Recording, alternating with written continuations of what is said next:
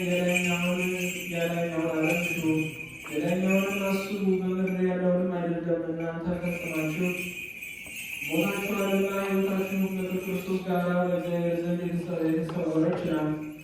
ክርስቶስ በመጣ ጊዜ ሕይወታችሁ ይታወቃል። ያን ጊዜ ከእሱ ጋር በፍጹም ክብር ትገለጣላችሁ። ምድራዊ ሰውነታችሁን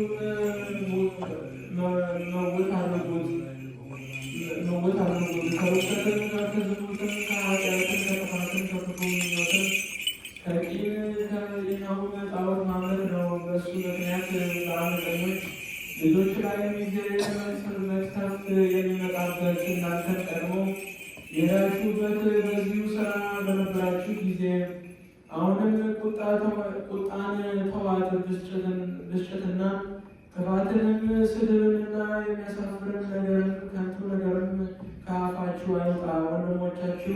ወንድሞቻችሁን አሌ አትበሉ፣ አሮጌውን ሰው ከስራው ጋር ተዉት እንጂ ቅድስት በምትሆን በጽርሐ ጽዮን በዓላትን